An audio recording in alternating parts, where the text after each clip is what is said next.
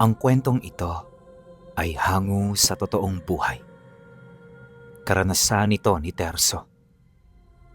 Taong 1962, Galintuha, Aurora.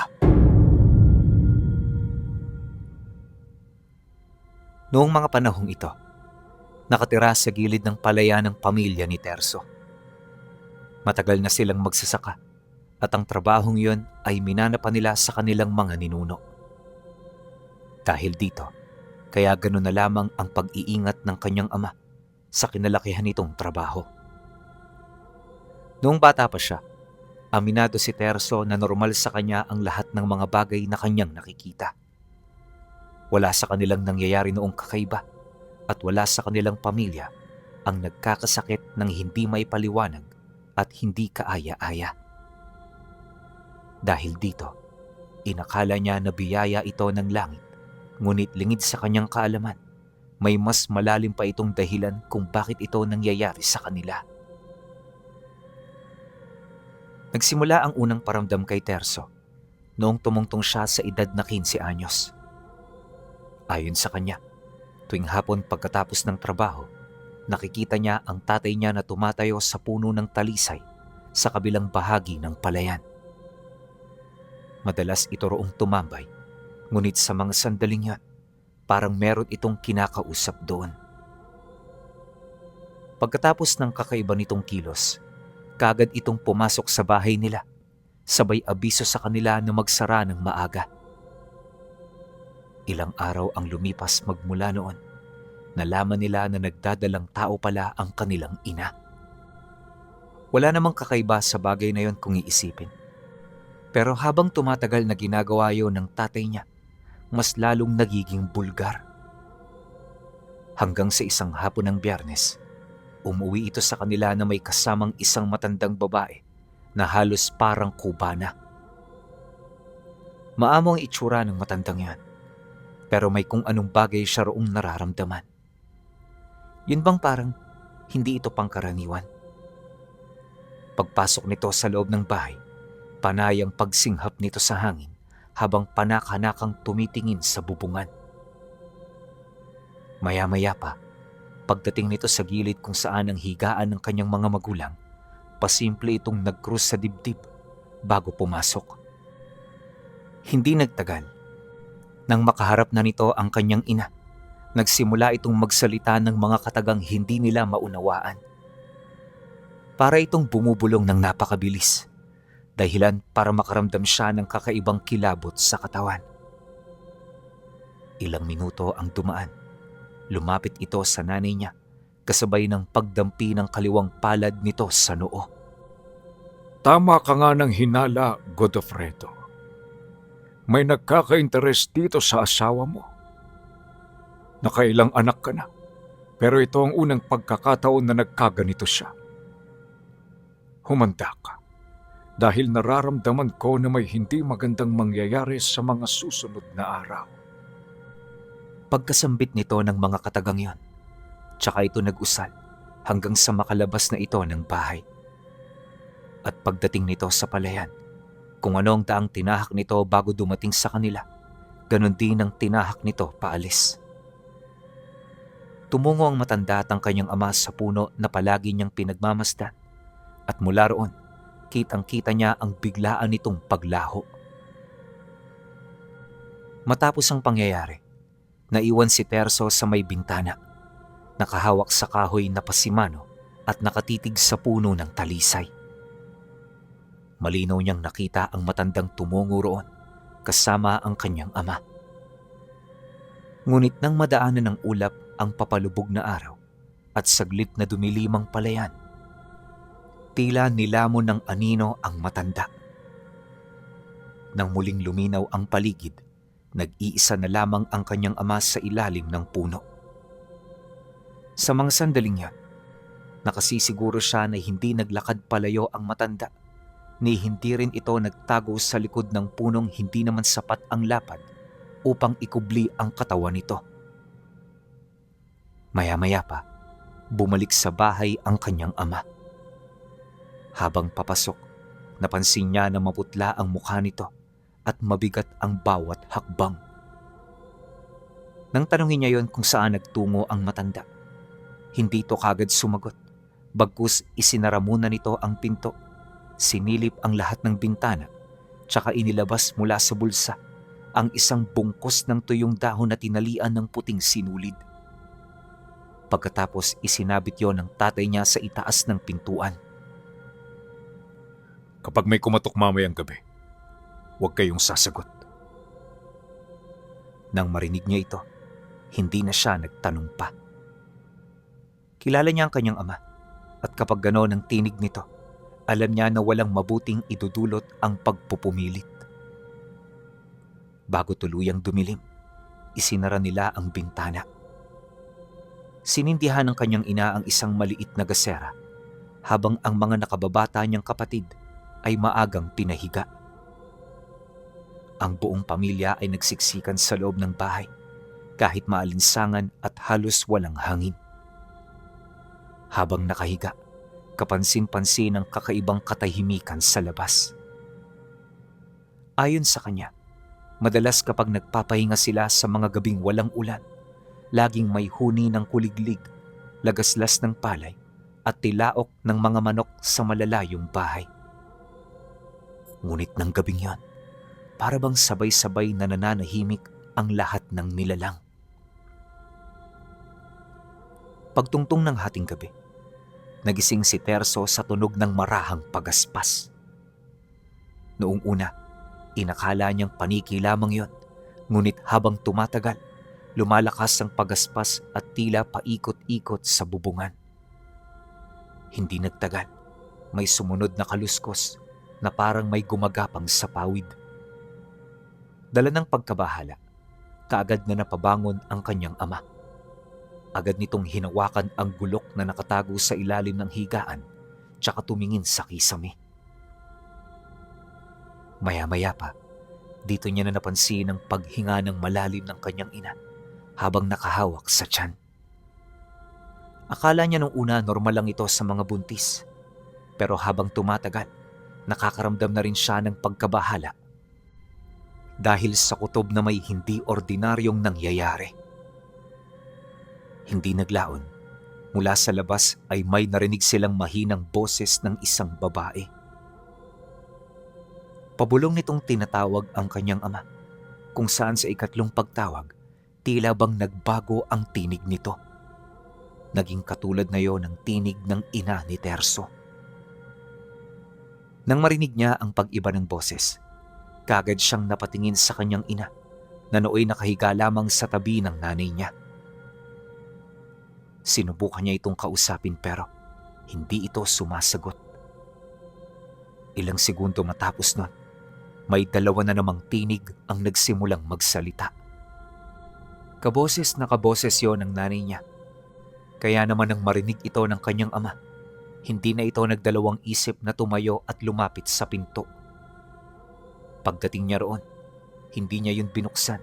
Sa halip kinuha niya ang isang maliit na supot ng asin at ikinalat ang laman sa sahig sa tapat mismo ng pasukan. Nang magawa niya ito, biglang tumigil ang mga pagtawag. Akala nila tapos na, pero maya-maya lang nun, sinundan na naman ito ng 3 marahang pagkatok.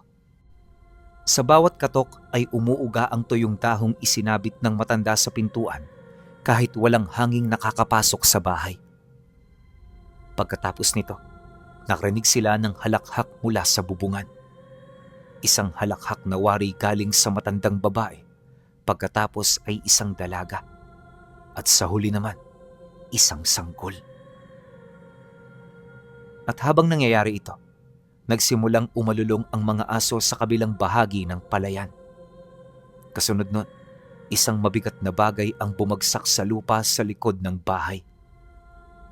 Nang marinig ito ng pamilya, literal na tumigil ang lahat. Ang kanyang ama, matalas ng pinakikiramdaman ng paligid habang mahigpit na nakahawak sa gulok. Awa naman ng Diyos, walang nangyari sa kanila hanggang sa sumapit ang umaga. Pagsapit ng madaling araw, maagang lumabas silang mag-ama at doon natagpuan nila sa ilalim ng kanilang bintana ang malalalim na bakas ng paa. Para itong isang tao, ngunit pabaliktad ang mga daliri.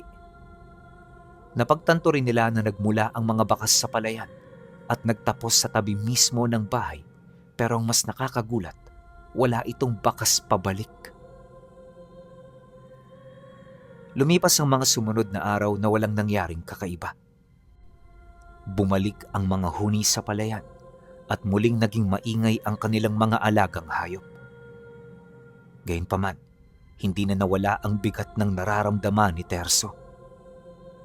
Tuwing hapon ay pinagmamasdan niya ang puno ng talisay. Umaasa siyang muling lilitaw doon ng matandang babae. Nais niyang malaman kung sino ito at kung papaano nito nalaman ang panganib na kinakaharap ng kanilang ina. Ngunit hindi na bumalik ang matanda, sa halip may ibang nagpakita.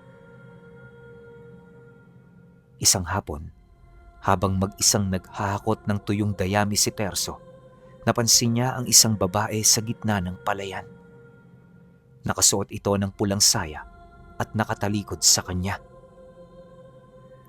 Mahaba ang buhok nito na umaabot hanggang bewang. Hindi rin ito gumagalaw kahit malakas ang hangin. Akala nila ay isa lamang itong taga-kabilang baryo, kaya ang ginawa niya, tinawag niya ang babae, ngunit hindi ito lumingon. Dala ng kuryosidad, lumapit siya ng konti. Pero habang papalapit, doon niya napansing walang putik ang laylayan ng saya nito. Nakatayo ito sa basang pilapil, ngunit malinis ang mga paa at damit. Wala ring anino ang babae, kahit diretso itong tinatamaan ng araw. Dahil sa kanyang mga nakita, medyo kinutuban na siya ng kakaiba. Maya-maya pa, nang medyo malapit na ang distansya nito, tsaka naman ito humarap sa kanya. Pagtitigan nila, hindi niya nakita ng malinaw ang muka. Natatakpan yon ng buhok, ngunit sa pagitan ng may itim na hibla, ay may dalawang matang tila nagbabaga.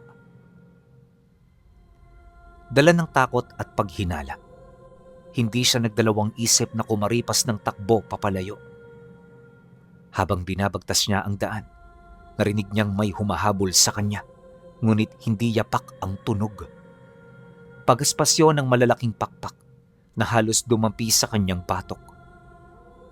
Hindi nagtagal, nang marating niya ang puno ng talisay, may malamig na hanging biglang humampas sa kanyang muka. Kasabay noon ang amoy ng mga bagong pitas na sampagita. Paglanghap niya sa kakaibang amoy, ang sumusunod na nilalang ay biglang nawala. Pagbaling niya ng tingin dito, nakita niya ang isang uwak na nakadapo sa pilapil. Tinitigan siya nito bago lumipad patungo sa kagubatan. Nang tuluyan na itong maglaho, tsaka naman niya napansin ang isang puting sinulid na nakatali sa mababang sanga ng puno. Kapareho yon ng sinulid na ginamit ng matanda sa bungkos ng tuyong dahon. Kaya naman nang makita niya ito, kaagad niya itong hinawakan. At sa sandaling dumikit ang kanyang balat sa sinulid, nakarinig siya ng bulong. Huwag kang lalayo sa liwanag. Huwag kang lalayo sa liwanag. Paulit-ulit ang mga katagang yon, hanggang sa mapaatras na siya dala ng pagkagulat at pagkabahala. Maya't maya rin ang ginawa niyang pagsipat sa paligid, pero wala siya roong nakitang ibang tao maliban sa kanya. Nang gabing yon, ipinagtapat niya sa kanyang ama ang mga bagay na kanyang naramdaman at nakita. Nang marinig naman ng kanyang ama ang kabuuan ng istorya, hindi na nito itinanggi ang tungkol sa mga nilalang na nagmamatsyag sa kanilang pamilya. Ayon sa kanya, nagsimula ang lahat bago pa isilang si Terso. Noong kabataan ni Godofredo, minsan siyang naligaw sa gubat habang naghahanap ng nawawalang kalabaw. Doon niya unang nakita ang matandang babae. Nakaupo ito sa tabi ng isang tuyong balon at tila naghihintay sa kanya. Inakala niyang manggagamot ito mula sa ibang baryo. Kaya naman lumapit siya hanggang sa binigyan siya ng matanda ng isang munting sisidlang yari sa kawayan at pinauwi bago lumubog ang araw. Sa loob noon ay may langis na hindi nauubos kahit ilang beses gamitin. Dagdag pa niya na, sinabi ng matanda na ipahid yon sa noo ng sinumang dinaratna ng sakit na walang paliwanag. Maraming taon nilang ginamit ang langis at dahil dito, kaya walang malubhang karamdaman ang tumagal sa kanilang pamilya. Kaya gumagaling din ang sugat na dapat sana'y nagnanaknak. Kaya hindi namamatay ang kanilang mga alagang hayop kahit minsang dumaraan sa lugar ang salot. Huli na rin ito nalaman na may kapalit pala ang proteksyong yun. Hindi salapi o alay ang hinihingi ng matanda. Ang tanging bili nito ay pangalagaan ni Godofredo ang puno ng talisay at huwag kailanman hayaang putulin yon. Gawa ng sa ilalim ng puno nakabaon ang isang bagay na nagsisilbing panangga sa kanilang tahanan. Nang marinig ni Terso ang naging kwento nito, dito na siya nagkaroon ng lakas ng loob para magtanong. Bakit hindi niyo yan sinabi sa amin? Nang marinig ito ng kanyang ama, bahagya itong napatingin sa kanya na tila nag-iisip ng mga isasagot. Dahil kapag nalaman ninyo, malalaman din nila. Yun lamang ang sinabi nito sa kanya. Pero sa isip-isip niya, hindi na niya kailangan pang ipagtanong kung sino ang tinutukoy nito. Pagsapit ng sumunod na gabi, mas maaga silang nagsara. Ngunit bago maghating gabi, may kumalabog na naman sa pinto. Hindi 3 marahang katok ang narinig nila ngayon. Sunod-sunod ito at malalakas na tila may gustong gibain ang kanilang bahay.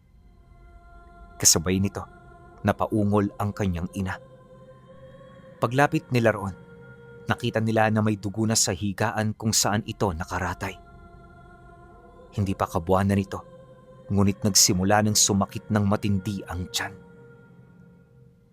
Habang pinagmamasdan niyo ng kanilang ama, nakita nila ang paninigas ng mga daliri nito at halos hindi na yon makahinga. Ilang segundo pa ang lumipas, isang maitim na guhit ang lumitaw mula sa pusod at unti-unting gumagapang paitaas. Kaya naman nang makita ito ng tatay niya, dito na ito kumilos. Kagad nitong kinuha ang sisidlang kawayan. Subalit pagbukas niya rito, nakita niya na wala na yung langis sa loob. Sa kauna-unahang pagkakataon, natuyo yun. Ngunit sa kabila nito, sinika pa rin ni Godofredo na makakuha ng kahit maliit lang na langis. Ang kaso lang nabigo siya. Habang abala siya sa ginagawa niya, bigla siyang napahinto nang may marinig siyang kaluskos mula sa ilalim ng papag. Alam ng kanyang ama kung ano ito, kaya dali-dali niyang hinila papatayo ang kanyang asawa. Si Terso naman ay inutusan niyang bantayan ng mga kapatid at huwag lalabas anuman ang marinig. Pagkatapos nun, patuloy na kinukutkot ng kanyang ama ang loob ng kawayan hanggang sa maya-maya pa, may nakita siyang mahabang dila na unti-unting sumisingit sa pagitan ng mga siwang ng sahig. Manipis ang dilang yon, kulay itim ang pinakadulo nito at gumagapang ito patungo sa higaan ng nanay niya. Bagaman nakakaramdam ng matinding takot, hindi siya nagpasindak. Walang sabi-sabi, kinuha niya ang nakasimbing gasera at ibinuhos ang konting langis sa sahig. Paglapit ng dila, tsaka naman niya inilapat dito ang apoy. At nang gawin niya ang bagay na yan, nakarinig sila ng malakas na tili mula sa labas. Kasabay nito ang mabilis na pag-urong ng dila at ang mabilis na pagkalubog ng sahig na para bang meron doong hayop na gumagapang at pilit na tumatakas papalayo. Hindi naglaon. Nang hindi na nila maramdaman ang nilalang na yon, muling nabaling ang kanilang atensyon sa kanyang ina na patuloy pa ring nahihirapan. Pagsilay niya rito, nakita niya na hindi pa rin nawala ang itim na guhit sa tiyan nito. Bagkus para bang mas lalo pa yung humaba sa punto na halos masakop na nito ang dibdib. Dahil sa pangyayari, naging desperado na ang kanyang ama na hanapin ang matanda.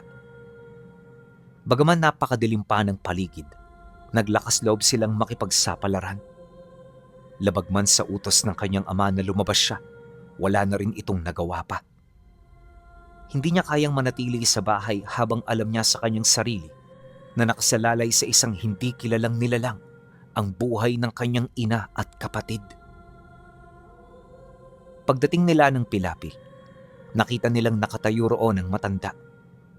Wala itong dalang lampara at hindi na ito mukhang kuba. Subalit nang kumurap si Terso, bumalik muli sa pagiging marupok ang katawan ng matandang yun. Nang mapansin niya ito, para bang nawala siya sa kanyang sarili. Hindi niya na kasi alam kung totoo pa ba ang mga bagay na nakikita niya. Ilang segundo pa ang lumipas. Nang makalapit na sila rito, ibinigay ng kanyang ama ang tuyong sisidla ng langis. Kagad naman yung hinawakan ng matanda habang dahan-dahan itong ipinipikit ang kanyang mga mata. Pagkatapos nun, mula sa kawayan ay lumabas ang itim na usok. Humugis yon na parang ulo ng isang ibon bago naglaho. At nang mawala na ang usok, napatingin ang matanda sa gubat.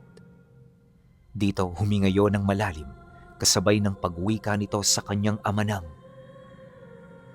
Natagpuan ng aswang ang pinagmumula ng proteksyon. May isang taong nagturo rito kung saan ang lugar na iyon at kung sino ang nagdadalang tao.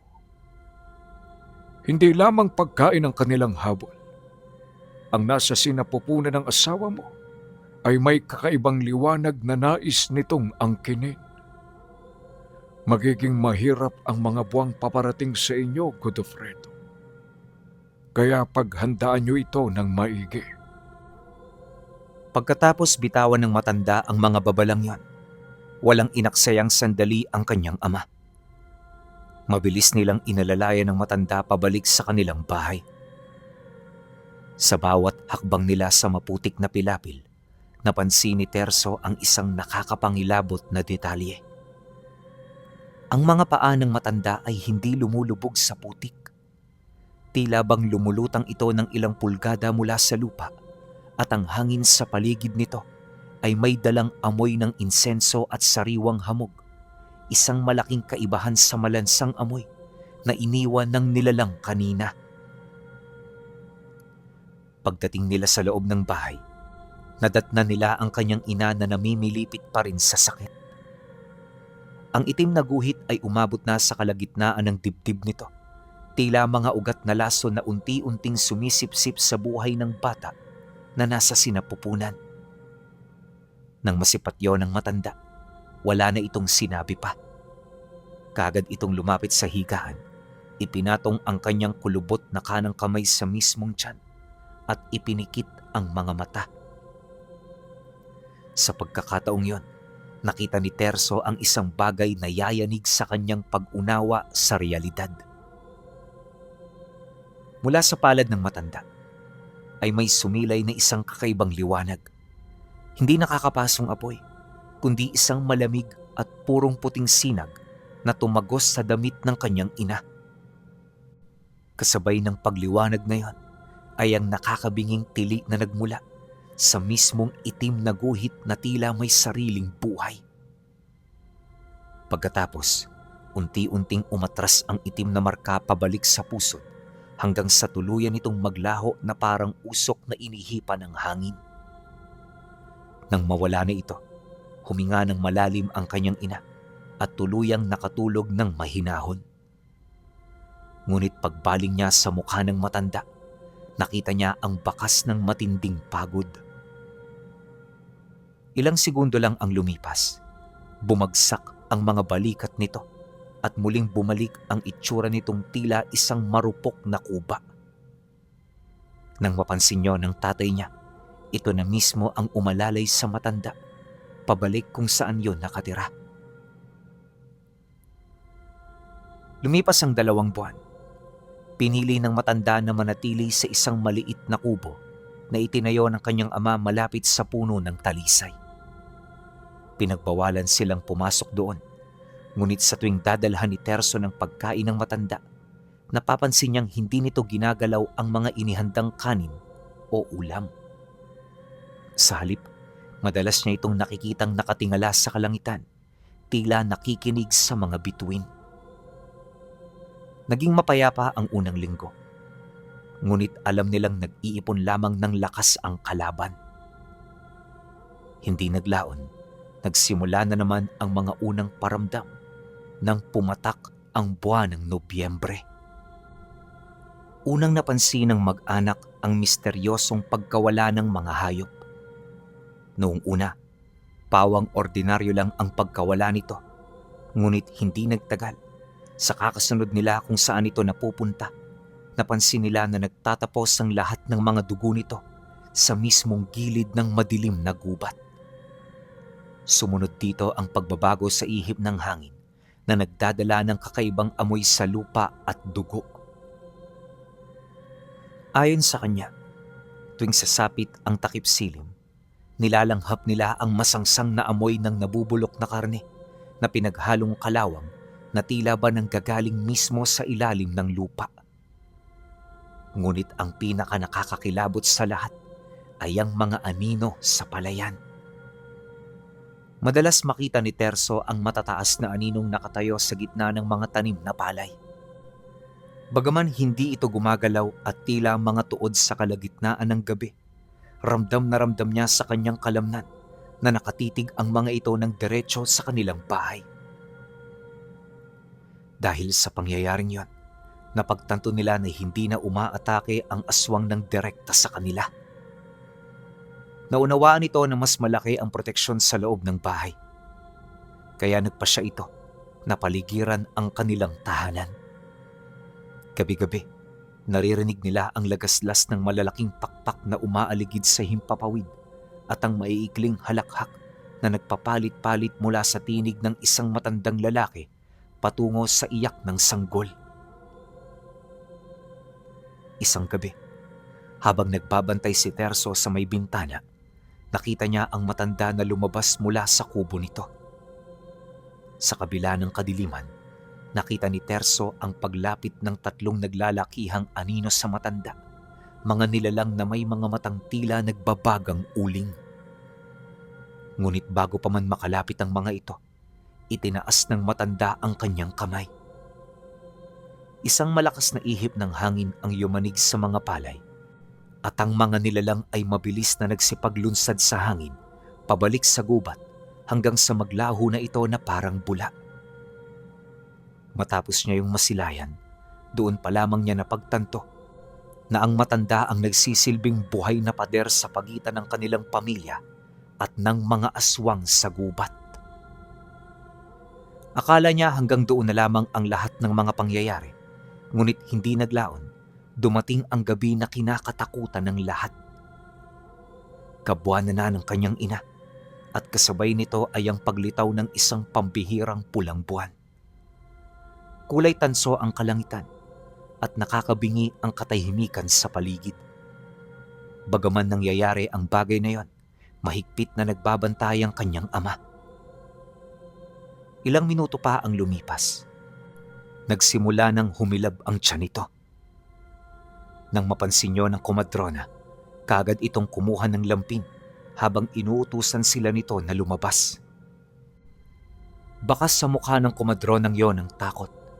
Ngunit dahil sa trabaho niya ang pagpapaanak, wala siyang nagawa kundi ang pagbigyan ng hiling ng kanyang ama.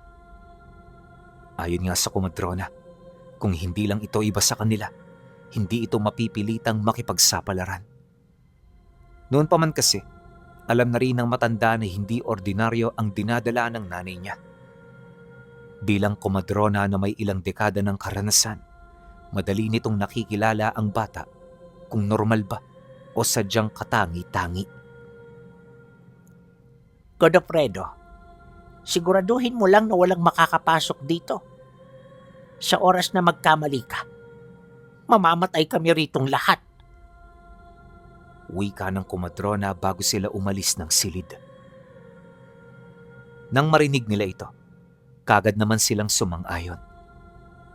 Pagdating nila ng sala, dito na sila nagsimulang sumilip sa mga siwang hanggang sa may makita na silang mga nilalang na nakatayo sa lahat ng dako ng palayan. Hindi malinaw ang anyo ng mga ito, pero alam nila na dumating ang mga nilalang na yon para sa ilaw ng kanilang tahanan. Habang nakadungaw sila sa mga siwang ng dingding, ramdam ni Terso ang malamig na pawis na tumutulo sa kanyang noo. Sa ilalim ng mapulang liwanag ng buwan, ang mga aninong kanina ay nakatayo lamang sa malayo, ay unti-unti nang gumagapang papalapit sa kanilang bakuran. Hindi na yun mga simpleng hugis ng tao dahil ang ilan sa mga ito ay nag-uunat ng mga galamay na tila mga higanting gagamba, habang ang iba naman ay may pakpak na kasing lapad ng dahon ng saging, ngunit balot ng itim na balahibo. Nagsimulang pag-atake hindi sa pinto, kundi sa bubungan. Isang malakas na kalabog ang yumanig sa buong bahay, kasunod ang tunog ng matutulis na kuko na pilit binabakbak ang mga tuyong pawid. Dahil dito, napaigtad si Terso, ngunit kaagad siyang pinigilan ng kanyang ama. Hinigpitan ni Godofredo ang hawak sa kanyang tagabulag na gulok na pinahira ng pinulbos na bawang at abo. Habang nangyayari ang lahat ng iyon, tahimik lang silang nakikiramdam.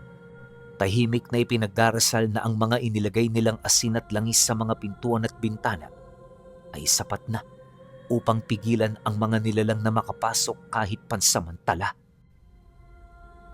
Maya-maya pa, mula sa loob ng silid, umalingaw-ngaw ang matinis na iyak ng kanyang ina. Nang marinig nila ito, alam nila na nagsimula na ang pagluwal. Kasabay nito, tila nabaliw ang mga nilalang sa labas. Sunod-sunod na kalampag ang umugas sa mga dingding, hanggang sa makarinig sila ng mga ungol na parang mga asong baliw na naglalaway sa gutom. Subalit gaano man nila piliting gibain ang bahay, may isang hindi nakikitang puwersa na pumipigil sa kanila na tuluyang makapasok. Hanggang sa bigla na lang nagbago ang ihip ng hangin. Hindi naglaon, tumigil ang mga kalabog sa bahay. Nang mapansin nila ito, kaagad silang nagkatinginan dulot ng bigla ang paglapit ng atensyon ng mga aswang. Dala ng kuryosidad, naglakas loob na sumilip ang kanyang ama, at mula sa siwang, nakita niya na nagkukumpulan ang mga nilalang patungo sa puno ng talisay. Marahil na pagtanto ng mga ito na hindi nila kayang pasukin ang bahay hanggat gumagana ang proteksyong nakabaon sa ilalim ng puno. Kaya naman nagpasya sila na yun na muna ang unahing pabagsakin. Sa isang iglap, narinig nila ang malalakas na tunog ng paghukay. Pilit nang inangasab ng mga aswang ang matitigas na ugat ng talisay gamit ang kanilang mga kamay at ngipin. Nang masipat naman yun ni Godofredo, hindi na ito nag-alinlangan na buksan ang pinto. Alam niya sa kanyang sarili na sa oras na makuha ng mga ito ang nakabaong proteksyon sa ilalim, mawawala ng silbi ang lahat ng harang ng kanilang bahay. Pagsilay naman niya sa ginawa ng tatay niya, dali-dali siyang sumunod habang pilit itong pinipigilan. Ngunit kagaya ng inaasahan, wala rin siyang nagawa. Nang makalabas sila, tumambad sa kanila ang tatlong naglalakihang aswang na walang tigil sa paghuhukay. Ang mga mukha nito ay hindi na makilala bilang tao dahil sa mga bungangang puno ng patusok na ngipin at mga matang nagliliyab sa kulay ng dugo. Hindi nagtagal, nang maramdaman ng mga nilalang ang presensya ng mag-ama, sabay-sabay itong lumingon at umangil ng buong puwersa. Walang sabi-sabi, sumugod ang pinakamalaking aswang patungo sa kanila. Napakabilis ng nilalang na yon, kaya naman hindi pa ito nakakalapit, paulit-ulit na nitong iniiwasan ang gulok na kanyang hawak. Nagawa naman itong tamaan ng nilalang, pero kalaunan madali lang sila nitong napangibabawan. Dahil sa pangyayari, kagad naman siyang lumapit sa tatay niya habang walang patid na iwinawasiwas ang sulo na kanyang daladala. Inakala niya na sa pamamagitan ng bagay na yon ay maitataboy niya ito, pero sa bandang huli, nawalan din ito ng kwenta. Madali lang itong nakuha sa kanya ng nilalang at nang mawalan na siya ng sandata, bigla siya nitong hinawakan sa leeg, sabay balibag sa kanya papalayo. Pagkatapos bumalik ito sa kinaroroonan ng kanyang ama at walang habas itong inundayan ng saksak ng nilalang hanggang sa tuluyan ng tumalsik ang iba't ibang parte ng laman nito sa lupa. Malayo man at nandidilimang paningin, batid niya na mamamatay sa mga sandaling yon ang tatay niya. Sa gitna ng maputik at malamig na lupa, ramdam ni Terso ang unti-unting paglalaho ng lakas sa kanyang katawan. Ang matinding pagkakabagsak niya ay nagdulot ng pagkabingi at paglabo ng kanyang paningin. Ngunit sa kabila ng lahat ng ito, hindi nakaligtas sa kanyang pandinig ang nakakapangilabot na tunog ng pagkapunit ng laman at ang tunog ng mga butong binabali. Kahit pilit niyang ipinipikit ang kanyang mga mata, malinaw niyang nasisilayan ang karumal-dumal na sinapit ng kanyang ama. Ang malaking aswang na umangkin sa buhay nito ay tila isang hayop na matagal na nagutom, walang awang pinagpira-piraso ang katawan ni Godofredo. Hinalukay nito ang dibdib ng kanyang ama habang ang mainit at malansang dugo ay sumambulat sa basang lupa, dahan-dahang humahalo sa putik at ulan na nagsisimula ng pumatak. Gustuhin man ni Terso na sumigaw, tumayo at ipaghiganti ang kanyang ama, tila naging bato ang kanyang buong katawan. Wala siyang magawa kundi ang lumuha ng tahimik habang pinagmamasdan ng pagtatapos ng buhay ng haliging nagtaguyod sa kanilang pamilya. Nang matapos ang pangunahing aswang sa ginagawa nitong paglapastangan sa labi ng kanyang ama, unti-unti nitong ibinaling ang atensyon sa kanya. Ang mga mata nitong nagbabaga ay mabilis na tumitig habang ang dalawa pang nilalang na kasama nito ay nagsimulang gumapang papalapit.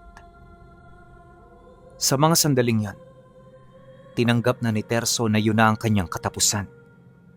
Sa halip na lumaban para sa kanyang buhay, ipinikit niya ang kanyang mga mata at tahimik na nagdasal para sa kaligtasan ng kanyang ina. Ngunit bago pa man makalapit ang mga aswang, isang kakaibang puwersa ang yumanig sa buong paligid. Ang masangsang na amoy ng nabubulok na laman at dugo na kanina ay nakakasuka ay biglang nahawi. Pinalitan ito ng napakabango at purong amoy ng bulaklak ng sampagita at insenso na tila ba nanggagaling sa mismong kalangitan. Kasabay ng pagbabago ng hangin, ay ang bigla ang pagbaba ng temperatura na naging dahilan upang manginig hindi lamang si Terso, kundi maging ang mga nilalang na akmang susugod sa kanya. Pag-atras ng mga ito, dito nila napansin ang mga kuko nilang nakabaon sa lupa na tila napaso sa init na hindi nakikita. At mula sa gilid ng puno ng talisay, sa mismong anino kung saan nakatayo ang maliit na kubo, lumitaw ang figura ng matandang babae. Subalit sa paghakbang nito papalabas sa dilim, nagbago ang lahat. Ang marupok at nakakubang anyo na palaging inaalalayan ng kanyang ama ay unti-unting naglalaho sa bawat paghakbang nito. Ang balat nitong kulubot ay napalitan ng isang anyong walang bakas ng katandaan o kahinaan. Nang imulat ni Terso ang kanyang mga mata, halos mabulag siya sa nasaksihan niya. Ang matanda ay nagliliwanag ng purong puting sinag na mas masakit pa sa mata kaysa sa direktang pagtitig sa araw. Ang kanyang mahabang puting buhok ay naging tila mga hibla ng gininto ang sinulid na sumasayaw sa hangin. Ngunit ang pinaka nakakakilabot at nakakamangha sa lahat ay ang kanyang likuran. Walang pisikal na pakpak na gawa sa balahibo, ngunit mula sa kanyang likod ay pumailan lang ang dalawang napakalaking anino ng pakpak na gawa sa purong puting apoy at enerhiya. Ang hangin sa paligid nito ay tila kumakanta ng isang himig na walang salita. Parang isang nakakabinging tunog na nagpatigil sa pagtibok ng puso ng mga nilalang ng dilim. Matapos ang mga pangyayaring yon, bigla na lamang itong sumugod ng napakabilis. Pagsilay dito ng 3 nilalang, kaagad na napalitan ng takot ang kaninang uhaw nila sa dugo. Sinubukan nilang tumakas pabalik sa gubat, ngunit huli na ang lahat. Dahil bago pa man nila ito magawa, kaagad na itinaas ng matanda ang kanyang kamay at mula sa kanyang bukas na palad ay sumabog ang isang alon ng liwanag na kasing lakas ng kidlat, ngunit walang dalang tunog. Nang tamaan ng liwanag ang mga nilalang, wala silang kahit na anong tili o palahaw na inilabas. Ang kanilang itim at mabalahibong katawan ay tila naging tuyong dahon na itinapat sa nag-aalab na apoy. At sa harap mismo ni Terso, nakita niya kung paano unti-unting naging abo ang mga aswang. Pagkatapos ay mabilis na tinangay ng hangin ang mga alikabok nito na para bang hindi man lang yon umiral sa lugar na yon. Maya-maya pa, dito na rin nagsiatrasan ang mga nilalang na kanina pang nagmamasid sa kanila. Hindi na ito nanghas na gawin ang kanilang mga nais dahil alam nila sa kanilang mga sarili na wala silang panama sa matandang nagpakitang gilas sa kanilang harapan. Kalaunan, nang masiguro na nito na wala ng banta sa paligid, ibinaba nito ang kanyang kamay. At sa isang kisap mata, ang nakakabulag na liwanag ay dahan-dahang humupa. Bumalik na rin ang matanda sa dati nitong anyo bago ito lumapit kay Terso na nooy halos mawala na ng ulirat dahil sa dami ng nawalang dugo mula sa kalmot sa kanyang balikat. Paglapit nito, agad nitong ipinatong ang kanyang mainit at magaan na palad sa noo ni Terso. Isang daloy ng kakaibang enerhiya ang kaagad na gumapang sa buong katawan, kasabay ng biglaang paglaho ng sakit na kanyang nararamdaman. Matapos ang mga milagrong yan, tiningnan lamang siya nito ng may matinding awa at kalungkutan sa mga mata bago dahan-dahang itinuro ang pinto ng kanilang bahay. Habang nakatingin sa direksyong itinuro ng matanda, nabasag ang katahimikan ng gabi ng isang tunog na nagbigay ng bagong pag-asa. Mula sa loob ng bahay, umalingaw-ngaw ang malakas at matinis na iyak ng isang sanggol. Kasunod nito ay ang naiyak na tinig ng kumadrona na nagpapasalamat sa Diyos. Matagumpay na naisilang ang bata. Ang liwanag ng kanilang tahanan ay ligtas na dumating sa mundo. Dali-daling tumayo si Terso at humakbang patungo sa kanilang pinto.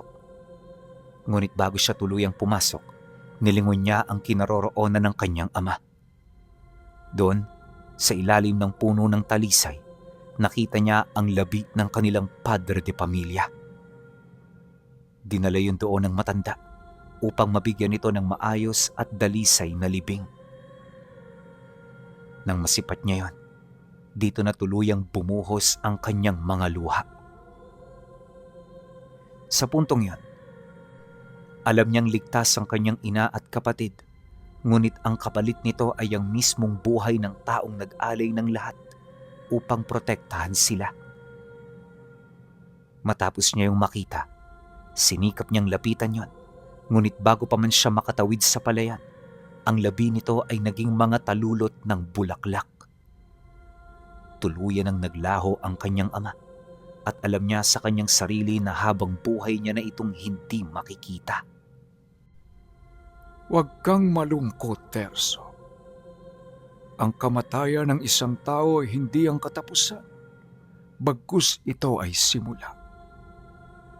Dapat magdiwang ka, dahil ang kaluluwa ng iyong ama ay nakabalik na sa lugar kung saan ito nararapat.